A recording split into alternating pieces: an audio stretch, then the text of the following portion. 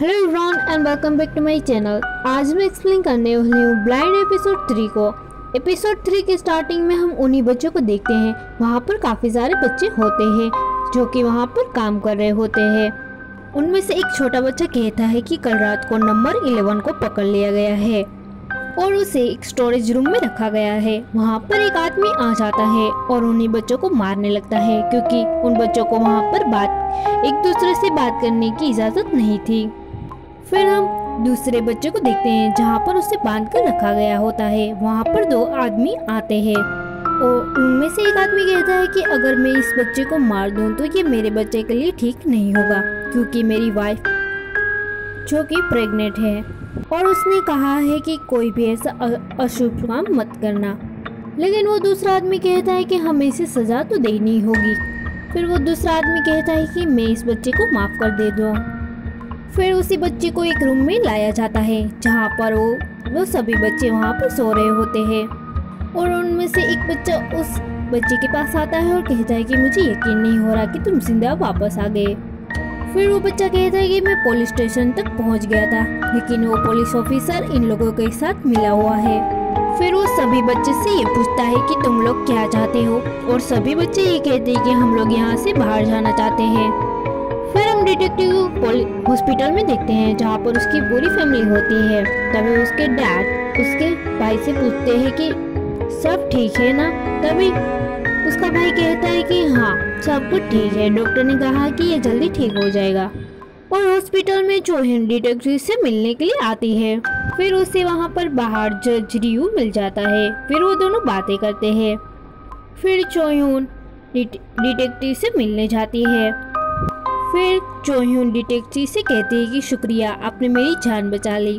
तभी रियून कहता है कि क्या तुम ठीक हो। तभी चोह्यून कहती है कि हाँ मैं ठीक हूँ और वो उसके लिए गिफ्ट लाई थी।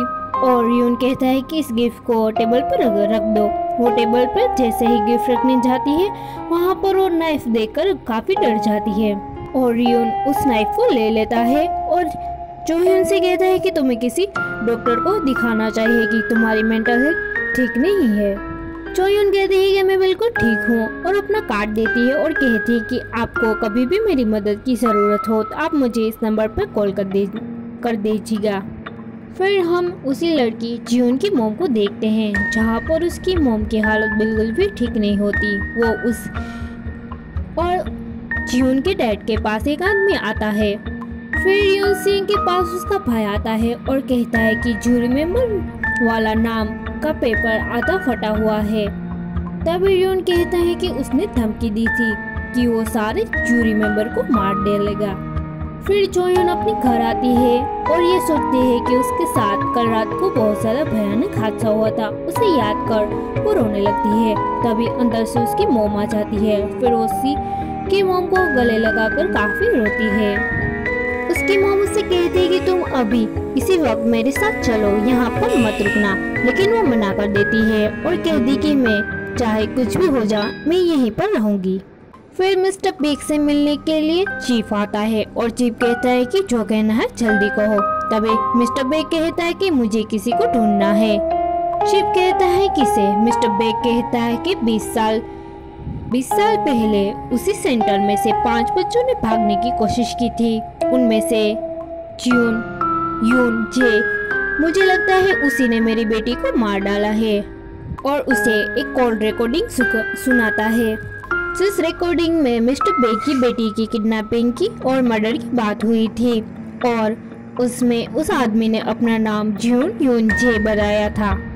शिव कहता है कि क्या इससे पता चलेगा कि उसी ने तुम्हारी बेटी को मारा है। तभी मिस्टर बी कहता है कि क्या तुम्हें वो लड़की याद है, क्या तुम भूल गए वो वेकेशन होम। फिर हम पास का सीन देखते हैं जहाँ पर एक लड़की होती है। यहाँ पर वो स्टीव उस लड़की के साथ बदतमीजी करता है और लड़की वहाँ से भागने का ट्राई करती है लेकिन वो नहीं भाग पाती और उस लड़की के गले का जो चेन होता है वो नीचे गिर जाता है। फिर हम प्रेजेंट में देखते हैं जहाँ पर वो चीफ कहता है कि तुम ये क्या कह रहे हो। फिर मिस्टर बेग कहता है कि अगर तुमने ये मेरा काम नहीं किया तो मैं तुम्हारी सारी पोल खोल दूंगा। फिर हम एक किंडरगार्टन को देखते हैं जहाँ पर एक आदमी आता है जिसने पूरे ब्लैक कपड़े पहने होते हैं और वो सीटी बजा रहा होता है। उनमें से एक बच्चे को बुलाता है और बच्चा उसके पास जाता है। फिर वो चीफ वही किंडरगार्टन में जाता है जहाँ पर मिन्हो मिन्हो नाम से चिल्ला रहा होता है। वहाँ पे एक लेडी कहती है कि यो अभी यहीं पर था, लेकिन वो कहाँ चला गया पता नहीं। वो चीफ उसी गार्डन में जाता है जहाँ पर मिन्हो होता है और उसे गले लगा लेता है। मिन्हो कहता है कि मुझे मिस्टर जोकर ने बुलाया था। फिर वो कहता है कि ये सामान मुझे उसी जोकर ने दिए हैं। तभी उसमें कुछ स्नैक्स और मिल्क होता है। फिर वो चीफ याद करता है कि ऐसा सब कुछ स्नैक मैंने उस बच्चे को दिया था। फिर हम जज रियून को देखते हैं जो सभी जूरी मेंबर की इंफॉर्मेशन देख रहा होता है। फिर हम 3 दिन का पहले का सीन देखते हैं जहाँ पर कोकोमम किसी से बचकर भाग रही होती है और वो छुप जाती है। फिर जज रियून उसे कॉल करता है। कोकोमम उसी फोन को लेने के लिए जाती है, लेकिन वहाँ पर वो किलर आ जाता है जिसने वैसे ही कपड़े पहने थे जैसे उस बच्चे को मिलने के लिए आया था वो आदमी ने।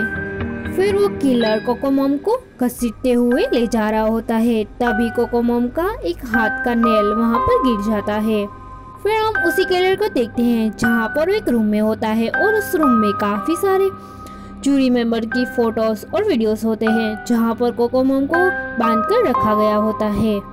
नेक्स्ट मॉर्निंग को हमें उसी गार्डन में कोकोमम की लाश दिखती है जहाँ पर पुलिस और सभी टीम वहाँ पर पहुँच जाती है। फिर हम रियून सिंह को देखते हैं जहाँ पर वो एक लेडी आती है और खाना लेके और वो कहती है कि चीफ की बेटी की लाश मिली है और उसकी बेटी पर वही गाल पर निशान है जो कि पहली वाली लड़की पर थे। फिर चीफ कोकोमम की लाश देखकर काफी रोने लगता है क्योंकि वो उसकी बेटी थी और वहाँ पर युनसू भी आ जाता है।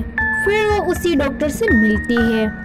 फिर वो डॉक्टर कहते हैं कि कोकोमम की मर्डर वैसे ही हुआ है जैसे कि मिस्टर बेक की बेटी के साथ हुआ था। युनसू कोकोमम के हाथ को देखता है जहाँ पर उसके नेल नहीं होते। तभी डॉक्टर कहती कि शायद उस किलर के साथ फाइट करने में निकल गए होंगे और वो कहता है कि अगर सैम किलर है लेकिन जंग मंचू तो हॉस्पिटल में है। लेकिन वो डॉक्टर कहती है कि मर्डर मिडनाइट को 2 AM और 15 तारीख को हुआ था। फिर हम जंग मंचू को देखते हैं जो कि हॉस्पिटल में होता है और वहाँ पर वो डिटेक्टिव आ जाता है और उसे काफी मारने लगता है और कहता है कि तुमने हाइजीन को क्यों मार डाला। फिर वो कहता है कि ये मैंने नहीं किया क्योंकि उस रात को तो मैं चोक्यून के पास था।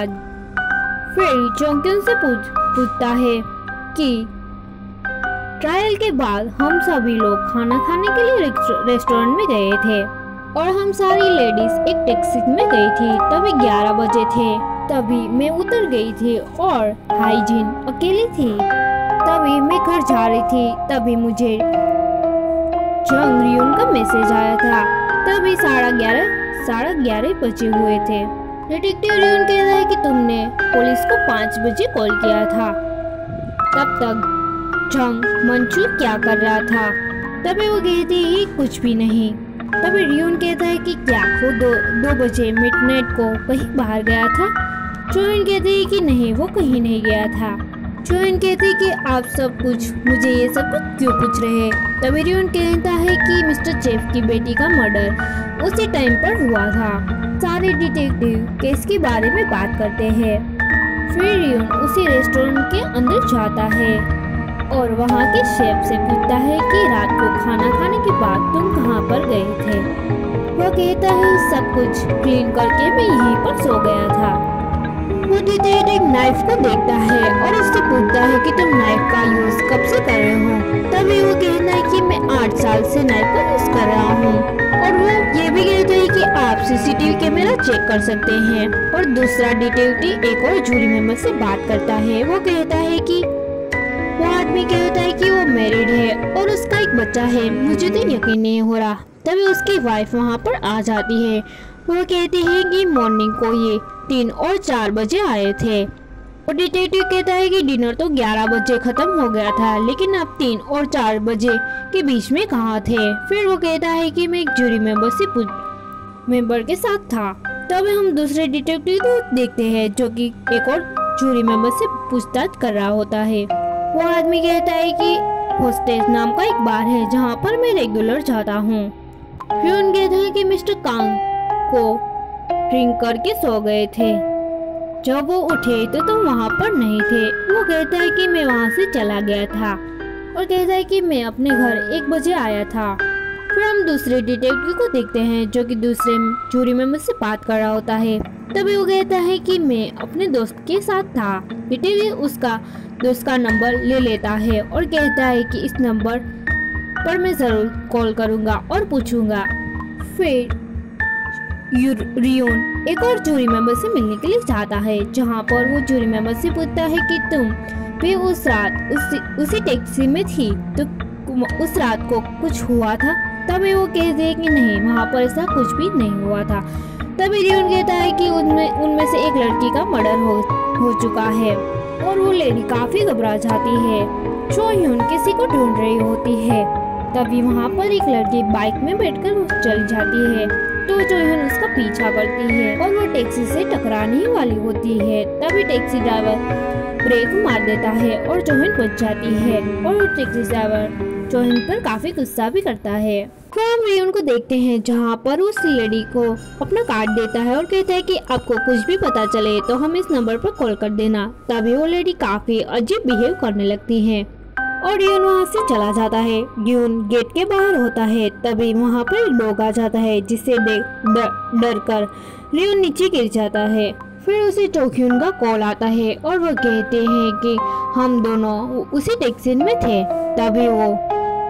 तभी एक बाइक टैक्सी को ओवरटेक करके चली जाती है जिससे वो ड्राइवर काफी गुस्सा करता है और ये कहता है कि मुझे छोटे कपड़े पहनने वाली लड़कियां बिल्कुल भी पसंद नहीं हैं और इतनी रात को लड़कों के साथ घूमने वाली लड़कियों को मार देना ही चाहिए।